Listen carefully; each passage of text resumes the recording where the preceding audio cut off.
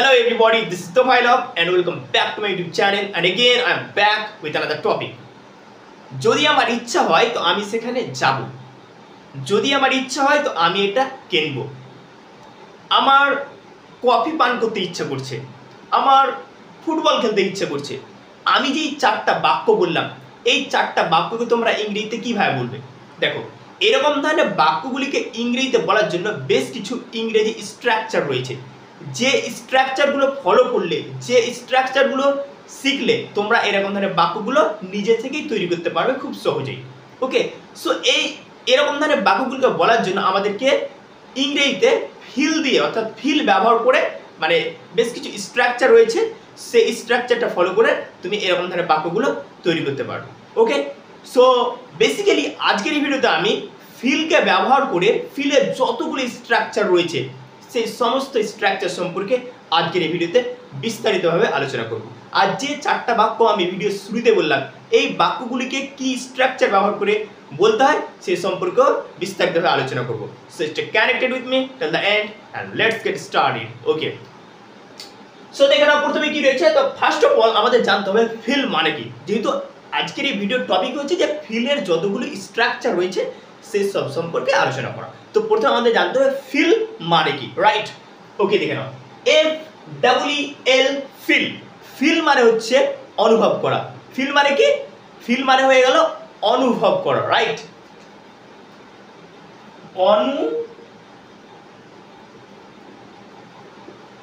অনুভব করা,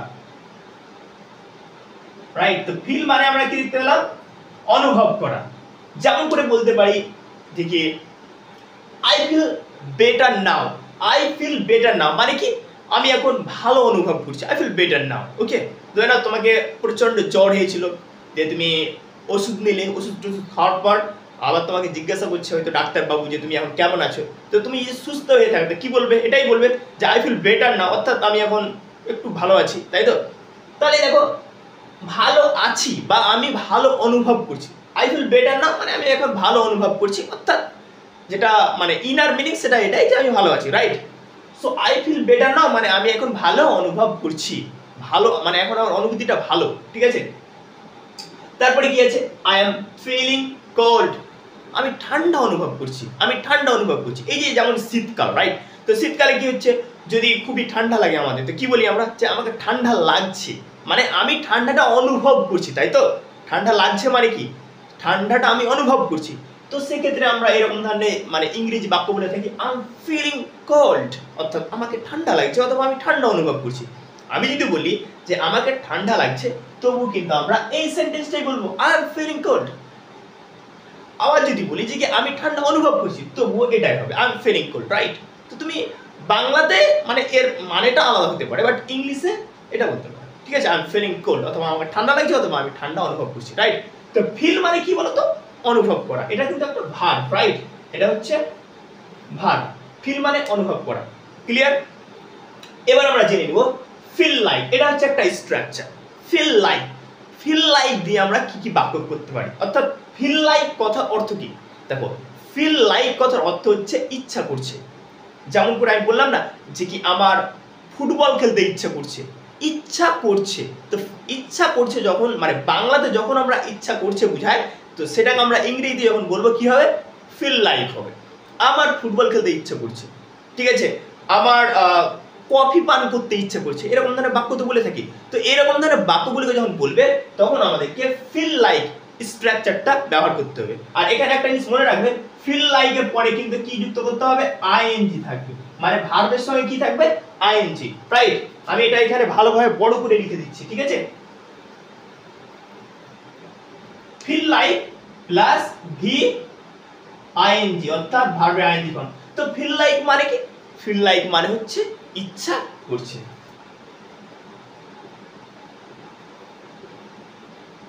ইচ্ছা করছে, রাইট? এবার আমরা উদাহরণগুলো দেখে নিই। I feel like having coffee. I feel like having coffee মানে আমার কফি পান করতে ইচ্ছা করছে, রাইট? দেখো আমি এখানে ফিল লাইক দিয়েছি, তাহলে আই মানে আমি, ফিল লাইক মানে ইচ্ছা করছে, হ্যাভিং কফি মানে কফি পান করতে। ওকে, তো আই ফিল লাইক লাগাবে তারপরে ভার্বের সঙ্গে কিন্তু আইএনজি ফর্ম দিবে এবং তারপরে একটা অবজেক্ট জুড়ে দিবে, ঠিক আছে। কখনো কখনো অবজেক্ট না জুড়ে হয়ে যায়, যেমন নিচের উদাহরণটা দেখো, হি ফিলস লাইক রিডিং, তার পড়ার ইচ্ছা করছে। হি ফিলস লাইক রিডিং, তার পড়ার ইচ্ছা করছে। তো বুঝতে পারলে?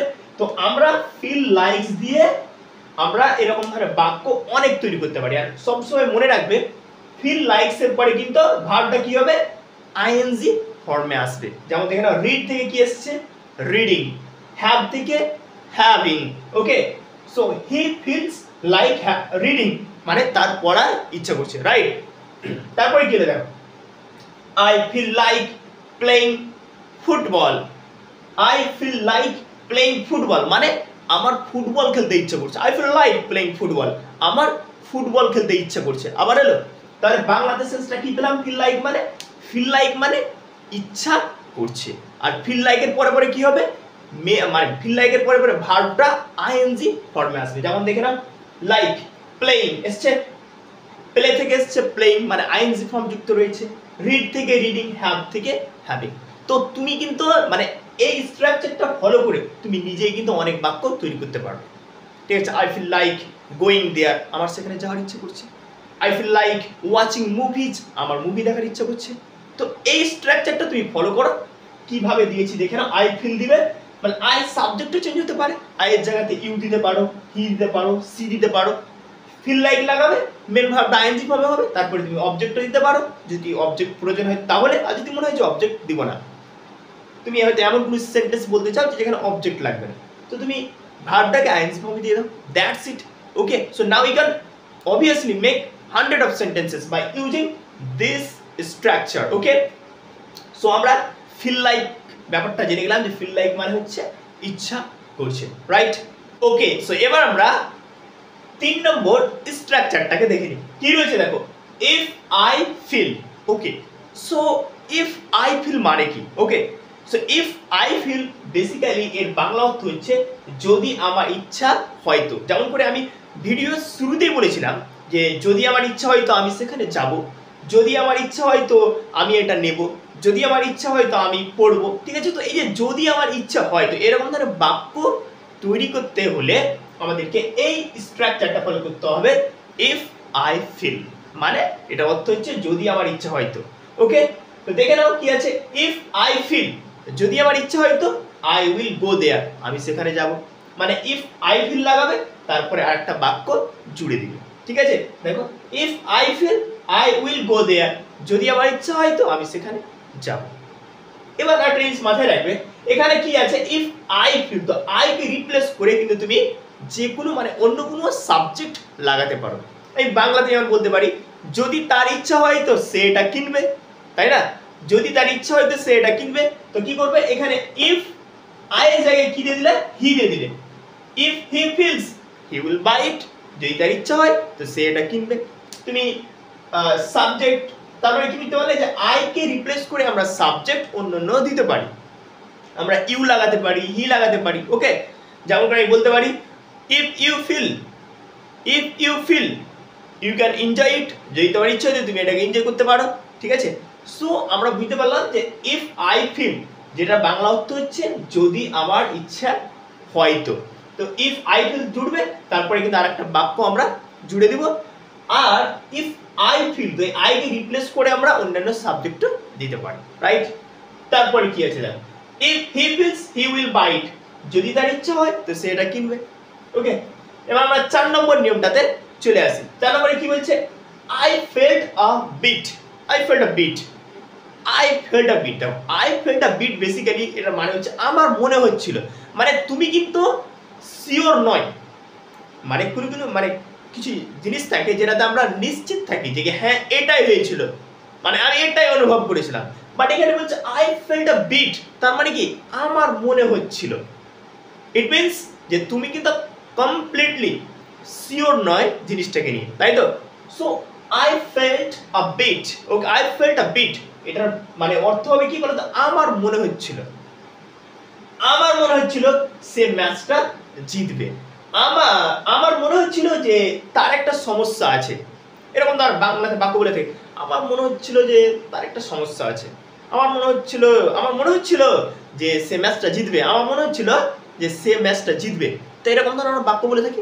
সো যখন আমরা বুঝাতে চাইবো আমার মনে হচ্ছিল, আমি যে বললাম যে আমার মনে হচ্ছিল যে সে ম্যাচটা জিতবে, তার মানে এটা নয় যে কি আমি একদম শিওর ছিলাম, হচ্ছিল মনে ক্যাজুয়ালি। ওকে, সো এরকম যে কোনো একটা জিনিস তুমি একদম মানে নিশ্চিত নও সম্পূর্ণভাবে, সেক্ষেত্রে আমরা বলে থাকি আই ফেল্ট আ বিট। তো আই ফেল্ট আ বিট কথার বাংলা অর্থ কি বলতো? আমার মনে হচ্ছিল। ওকে, সো উদাহরণ বলে দেখে নাও, I felt a bit, I felt a bit that he will win the match. আমার মনে হচ্ছিল যে সে ম্যাচটা জিতবে। ওকে, আমার মনে হচ্ছিল যে সে ম্যাচটা জিতবে। তারপরে কি বলছে দেখো, if I felt a bit, না sorry, I felt a bit that Sam has a problem. আমার মনে হচ্ছিল যে স্যামের একটা সমস্যা আছে। এরকম ধরনের বাক্যগুলো বলি কিনা আমরা? বলি তো। তো যখনই আমরা মানে এরকম দিয়ে বাক্য শুরু করবো যে আমার মনে হচ্ছিল, তো তখন তোমরা এই স্ট্রাকচারটা ফলো করতে পারো, আই ফেল্ট আ বিট। তার মানে এটা নয় যে কি আমার মনে হচ্ছিল, এই যে একটা বাংলা মানে একটা বাক্য, ঠিক আছে? তো সেক্ষেত্রে শুধু আই ফেল্ট আ বিট এটাই যে স্ট্রাকচার ফলো করবে ব্যাপারটা সেরকম না। ইংরেজিতে আরো অন্যান্য স্ট্রাকচার হতে পারে, যেটা হয়তো সেন্স বুঝাবে যে আমার মনে হচ্ছিল, বাট আমি যেটা ফিল দিয়ে স্ট্রাকচার রয়েছে সেটা কিন্তু আমি তোমাদের সঙ্গে শেয়ার করলাম। So I felt a bit আমার মনে হচ্ছিল, আর আমি উদাহরণ দিয়ে কিন্তু বুঝিয়ে দিলাম যে সেন্টেন্সগুলো কিভাবে বলতে হয়, right? So if I feel যদি আমার ইচ্ছা হয়, তো ইফ না আই ফেল্ট আ বিট আমার মনে হচ্ছিল। ওকে, সো যখনই তুমি আমার মনে হচ্ছিল যে বাক্য বলবে, এই স্ট্রাকচারটাকে ফলো করবে। ওকে ওকে, সো এবার আমরা 5 নম্বর স্ট্রাকচারটাকে দেখে নিই। কি রয়েছে দেখো, when I feel, when I feel। Okay, so when I feel কথার অর্থ কি? যখন আমার ইচ্ছে হয়। আমরা তো বাংলাতে বলে থাকি যখন আমার ইচ্ছে হয় আমি পড়তে বসি, যখন আমার ইচ্ছে হয় আমি আমার বন্ধুদের সঙ্গে দেখা করি, যখন আমার ইচ্ছে হয় আমি ক্রিকেট খেলি। তো আমরা এরকম ধরনের বাক্য বলে থাকি যখন আমার ইচ্ছে হয়, রাইট? তো যখন আমার ইচ্ছে হয়, তো এই যে যখন আমার ইচ্ছে হয়, তো এই বাক্যটাকে যখন ইংরেজিতে বলবে, মানে অর্থাৎ এরকম ধরনের বাক্য যখন বলবে যে যখন আমার ইচ্ছে হয় তারপরে আমি এই কাজটা করি, তখন আমাদেরকে ফলো করতে হবে when I feel স্ট্রাকচারটা, রাইট? আশা করি বুঝতে পারছো যে এরকম ধরনের বাক্যগুলি কিন্তু আমরা এগেইন অ্যান্ড এগেইন ব্যবহার করে থাকি, রাইট? তো যখন আমার ইচ্ছে হয়, এটাকে আমরা ইংলিশে কি বলবো? when I feel, when I feel। যেমন when I feel I go to meet my friend, when I feel I go to meet my friend। মানে কি বলতো, যখন আমার ইচ্ছে হয় আমি বন্ধুর সাথে দেখা করতে যাই। বুঝতে পারছো ব্যাপারটা? Are you getting what I am saying? যখন আমার ইচ্ছে হয় আমি আমার বন্ধুর সঙ্গে দেখা করতে যাই অথবা সাক্ষাৎ করতে যাই। তো বুঝতে পারছো? দেখো, তো যখন আমার ইচ্ছে হয়, তো এটাকে মানে এরকম ধরনের বাক্যকে যখন আমরা বলবো ইংরেজিতে, তখন আমরা ব্যবহার করবো when I feel স্ট্রাকচারটা, তারপরে পরে কি করবো আমরা আরেকটা বাক্য এর সঙ্গে জুড়ে দেব। when I feel, তারপর I go to meet my friend, আরেকটা বাক্য আমি জুড়ে দিয়েছি। মানে যখন আমার ইচ্ছে হয় তখন তুমি যে কাজটা করতে পছন্দ করো, যে কাজটা করো, সেই বাক্যটাকে যোগ করে দিবে। That's it. ওকে, সো এটা হয়ে গেল তাহলে যে when I feel I go to meet my friend, যখন আমার ইচ্ছে হয় আমি আমার বন্ধুদের সাথে সাক্ষাৎ করতে যাই অথবা দেখা করতে যাই। ক্লিয়ার? তারপরে কি বোঝা দেখো, when I feel যখন আমার ইচ্ছে হয় I play ফুটবল, আমি ফুটবল খেলি। যখন আমার ইচ্ছে হয় আমি ফুটবল খেলি। when I feel I play football. বুঝতে পারলে? তারপরে কি বলছে দেখো, 6 নম্বর পয়েন্টে কি বলছে, now I feel, now I feel. এটা আবার অর্থ কি? নাও আই ফিল মানে হচ্ছে এখন আমার মনে হচ্ছে, এখন আমার মনে হচ্ছে যে তারা অবশ্যই ক্রিকেট খেলাতে জিতবে। এখন আমার মনে হচ্ছে সে স্কুল যাবে না। তো এই যে এখন আমার মনে হচ্ছে, এখন আমার মনে হচ্ছে যে সব কিছু ঠিক হয়ে যাবে, এখন আমার মনে হচ্ছে যে সব কিছু ঠিক হয়ে যাবে। তো এখন আমার মনে হচ্ছে, তো এটাকে যখন তোমরা ইংরেজিতে বলবে তখন কি স্ট্রাকচারটা ফলো করবে? Now I feel, now I feel মানে এখন আমার মনে হচ্ছে। যেমন now I feel, now I feel everything will be fine, now I feel everything will be fine. এখন আমার মনে হচ্ছে সব কিছু ঠিক হয়ে যাবে, right? Are you getting? Okay, তারপরে কি বোঝায় দেখো, নাও আই ফিল, মানে এখন আমার মনে হচ্ছে I will certainly pass in the exam. এখন আমার মনে হচ্ছে আমি পরীক্ষায় নিশ্চয় পাস করব। এরকম হয় কিনা বাক্যগুলো তো আমার বলে থাকি যে এখন আমার মনে হচ্ছে যে আমি পরীক্ষায় অবশ্যই পাস করব, এখন আমার মনে হচ্ছে আমি পরীক্ষায় নিশ্চয়ই পাস করব। তো এখন আমার মনে হচ্ছে, ঠিক আছে, তখন আমরা কি বলবো, now I feel, now I feel I will certainly pass in the exam. মানে এখন আমার মনে হচ্ছে যে আমি পরীক্ষায় নিশ্চয় পাস করব। সার্টেনলি মানে নিশ্চয়, যেটাকে আমরা ইংরেজিতে বলে থাকি sure. Okay, now I feel everything will be fine. এখন আমার মনে হচ্ছে যে সব কিছু ঠিক হয়ে যাবে। ওকে, সো আশা করি তোমরা বুঝতে পারলে যে ফিলের যে সব স্ট্রাকচারগুলো ছিল, কখন কিভাবে বাক্য বলতে হয় আমি ডিটেলস আলোচনা করলাম, ঠিক আছে? So thanks for watching this video. ভিডিওটি যদি ভালো লাগে তো অবশ্যই লাইক করবেন এবং বাংলা থেকে ইংলিশ শেখার জন্য আমার এই চ্যানেলটিকে ফলো করবেন। আর কমেন্ট সেকশনে অবশ্যই এই স্ট্রাকচারগুলো ফলো করে তোমরা নিজে থেকে বাক্য তৈরি করে আমাকে কমেন্ট সেকশনে জানাবে। Thank you.